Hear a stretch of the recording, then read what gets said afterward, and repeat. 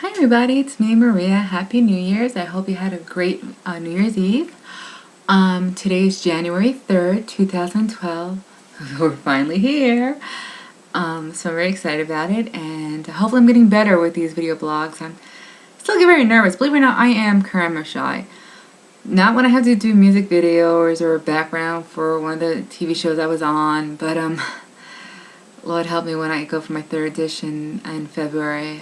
Also, I'm working on getting my body camera ready, so I'm going to be doing a lot of blogs so I can see the difference, and hopefully be what Hollywood wants me to be. Because it's really exciting, I would love to have a part in this TV show, and could you imagine one day you could say, I know that girl. So, last left off, I remember we were talking about dilemmas. And, how we get closure for ourselves, and, when the other person doesn't give it for us. And there was about 3 people I was actually thinking about reaching out to, and figured give myself closure. Do I send them letters? Do I not? And it's the beginning of the new year, so, I believe in extending time, because the truth is it's on my time, not their time.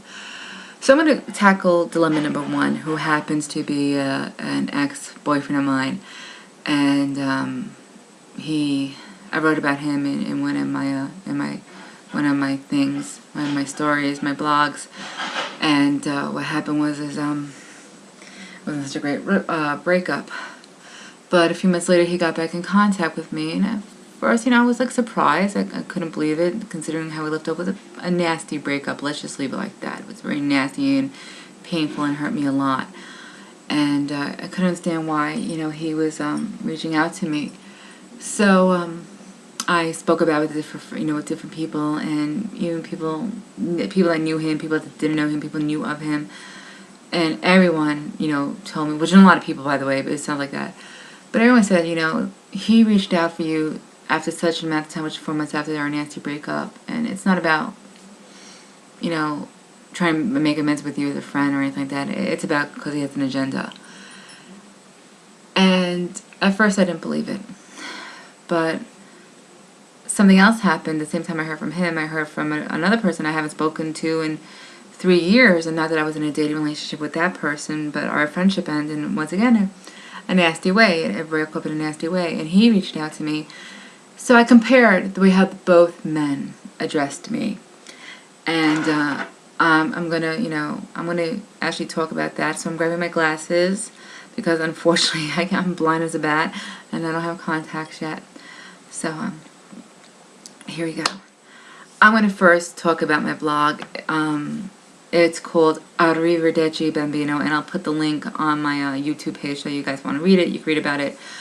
But I'm going to start off with one thing that I always say. I always say this. When you break up with someone in terms of a relationship without children, there's no real reason to be their friend. There's no real reason to keep that person in your life anymore. It's a risk that we all take when we choose to date someone. Now, I say this all the time. I say this to my friends. I do this myself. By all means, keep it friendly with an ex, but don't expect to be the best buds with that person. Because the truth is, it doesn't matter how great the breakup was. It could have been perfecto. It's unhealthy to remain so close with an ex.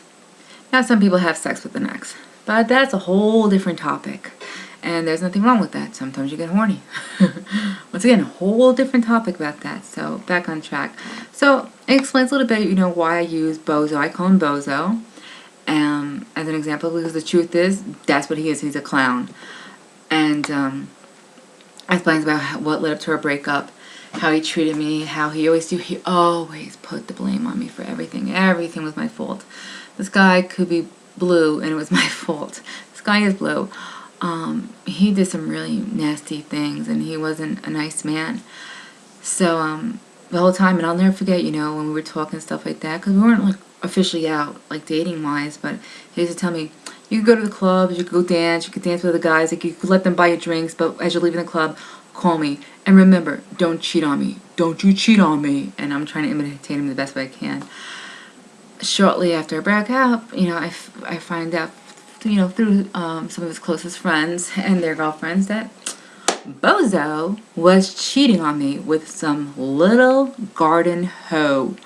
who's now the unofficial manager of his band. Yeah, the girl has no talent. I have nothing nice to say about her, and not because that, she was the garden hoe he chose, but, she's stupid, and I don't respect stupidity. So now you're probably wondering, why do you call her a hoe, and why do you call him a clown, Bozo? Well, the garden hoe, she's a tool. He's a clown. Yes, she's a tool that we put back in the shed, hence the garden hoe, once he finds another beautiful award-winning rose. You won't need her anymore. She's just a tool. It's pathetic. Why do you allow yourself to? Why do people allow themselves to be used that way? I want to know. Okay, so that's her. He's a clown. Simply because he thinks he's important, but tends to mess up everything, and he'll blame everyone else. He'll blame everyone else, but take any fault. So, the truth is, I think they are perfect for each other, and I honestly do. I think they're perfect for each other, and I wish them both the best of luck, because the truth is, they're gonna need it. They really are. So, I am happy. I've never been happier in my life since, without him.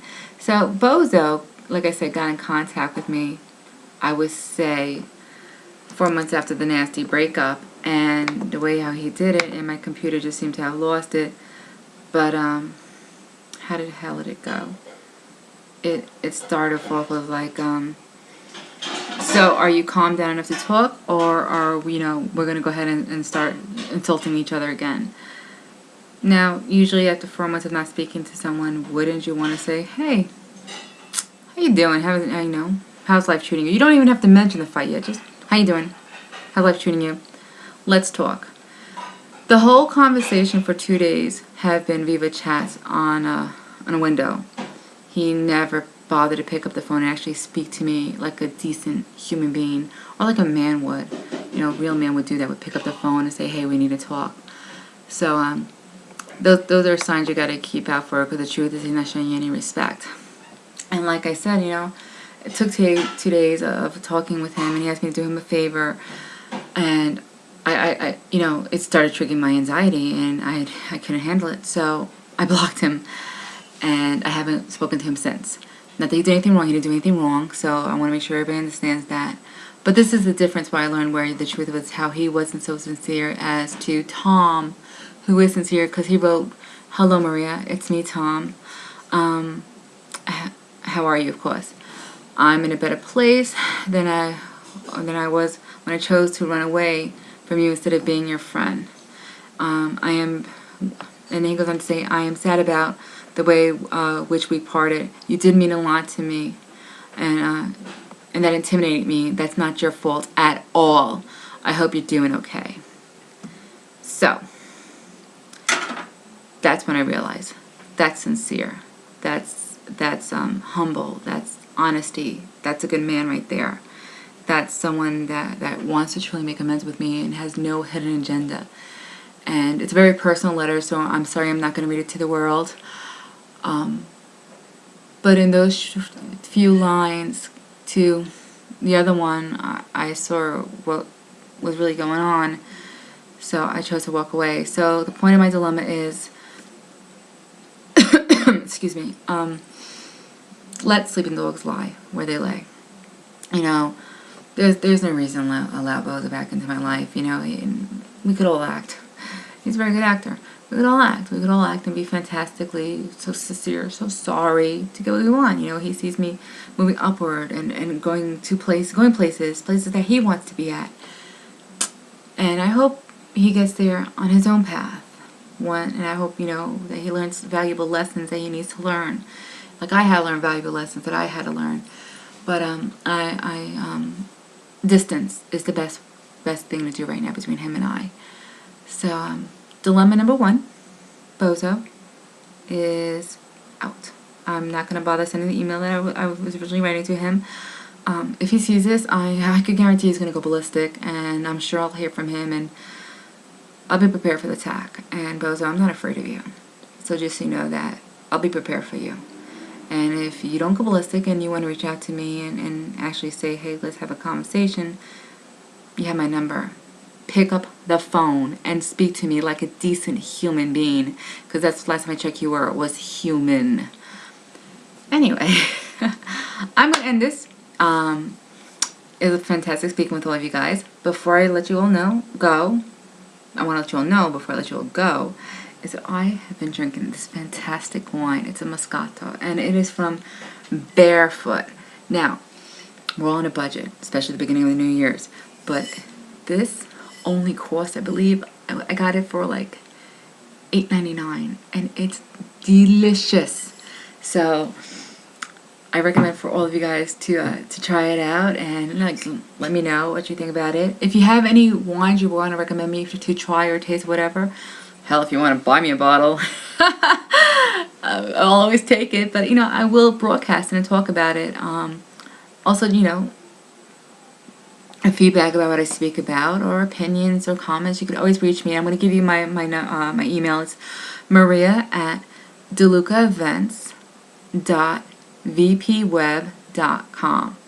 Once again, it's maria@delucaevents.vpweb.com. Well, my darlings, happy hour right now is over. I look forward to speaking to you all very soon. We'll talk about dilemma number 2. And we'll just continue from there. Have a good night. Salute. God bless. Oh, this is really good stuff. Ciao.